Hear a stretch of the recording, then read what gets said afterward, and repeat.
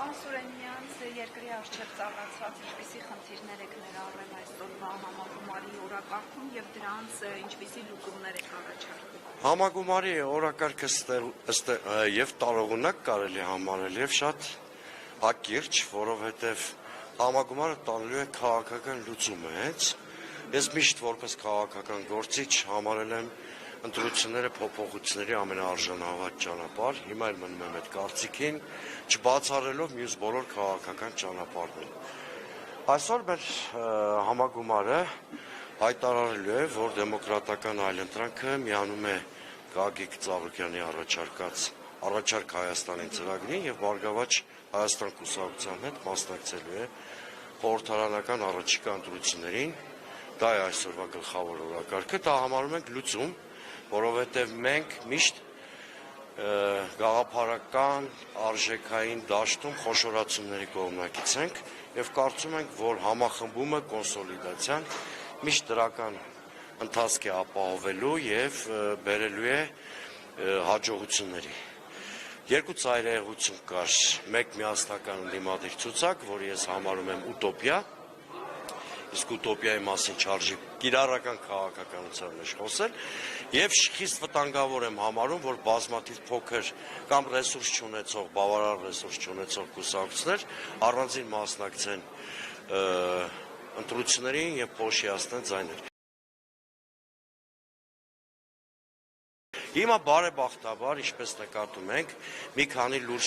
կոնսոլիդացիոն կենտրոններ են ձևավորում։ Ես համարում եմ, որ առաջարկ Հայաստանին բրենդը ամենապոպուլյարը, ամենատարածվածը եւ ամենազարգացողն է քաղաքական դաշտում։ Այս համախմբման ֆոնին իշխանությունը անդադ հայտարարում է, որ Գյումրի 2 թույլ չի տալու, արդյոք Երևանի վերջին ընտրությունները հենց Գյումրի սցենարը չէր, երբ 9% հավաքած իշխանությունը դարձավ քաղաքի ղեկավար։ Իշխանությունները անգրագիտություն են անում, նախ այդ Գյումրի 2 բանը չի կարելի ժողովրդավարական սցենարներին անուն տալ, ամբողջ աշխարհում պարլամենտական ինստիտուտը ենթադրում է կոալիցիաների ձևավորում։ Այսինքն իշխանությունը ըստ այդմ դեմ է հանդես գալիս քաղաքական մեխանիզմներով, սահմանադրական մեխանիզմներով իշխանափոխությանը։ Դա սահմանադրական կարգի տապալման հայտարարություն է իշխանության կողմից։ Այո, դուք շատ ճիշտ նկատեցիք, այդ ինչի Ավինյանին կարելի է կամ ԿՊ-ին, եւ դա համարվում է դեմոկրատական, Գյումրիում չի կարելի։ Գյումրիում ավելի մեծ թվով կուսակցություններ են համախմբվել, ավելի խրախուսելի պիտի լիներ, որովհետև ժողովրդավարության կարևոր հատկանիշներից մեկը ներառականությունն է։ Փաստորեն ստացվում է, որ Գյումրի ընտրական գործընթացը հակադեմոկրատականն էր, որովհետև ընդդիմությունն է հաղթել, բայց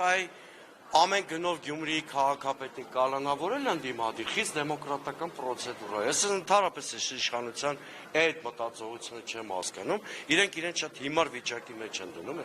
թեզը շրջանալու դարձնելով, ավելին ասեմ, իմ մոտ տպավորությունն է, որ Նիկոլ Փաշինյանի հանձնարարությունը լավ չեն կապել։ Ասուրենյան, ինչպիսի ընտրություններ եք դուք ակնկալում, ընթացքը ինչպես կարող է լինել զարգացումները եւ իշխանության տարբեր ներկայացուցիչներ ասում են, որ 50+-ով իրենք նորից իշխանություն կձևավորեն։ Սա որքանով է իրատեսական։ Դե համարենք, որ երազ են տեսել, 50% գումարած մենք իրենք որևէ օրինական ընտրությունով ստանալ չեն կարող։ Եթե այդքան ակնհայտ չլներ այդ իրողությունը, նման ջղաձգումների մեջ չէին ընկնի։ Ուրեմն իրանք հաշվել են, որ հավաքական ընդդիմության ձայները ավելի շատ են։ Մենք չենք խոսում, չէ՞ Գյումրի 2-ից, ոնց որ թե իրանք են խոսում։ Մենք ընդհանրապես այդ թեմայի մեջ չենք եղել։ Հիմա ակնհայտորեն օրինական ընտրությունների դեպքում այս իշխանությունը պարտվում է։ Բայց ես միամիտ չեմ, որ կարծեմ, որ իրանք գնում են օրինական ընտրությունների։ Ռեպրեսիաները, տեղեկատվական տերորը, այլ կերպ չեմ կարող անվանել։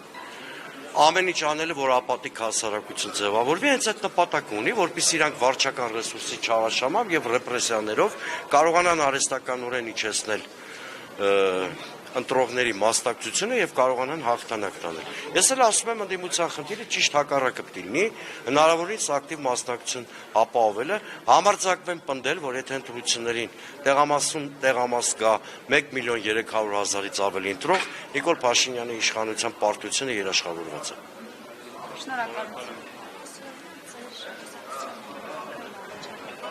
առաջավայրում դաշտում ընդված չէ եւ չկա։ Ով ասես չենք դե ես բոլոր հարցերում ամենաակտիվ այլընտրանք առաջարկող գործիչներից մեկն եմ, երևի ինձնից շատ հարցազրույց տվող չկա,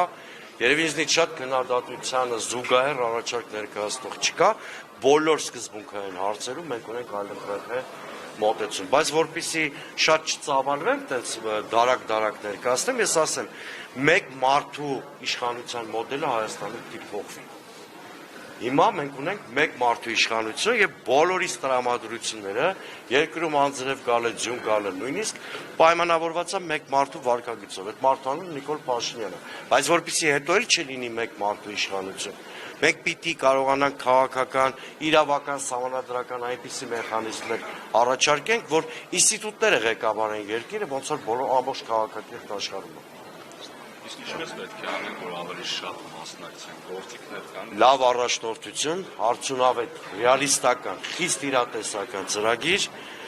մոբիլ թիմեր եւ ակտիվ քարոզարշավ։ Միակ բանաձևը սա է։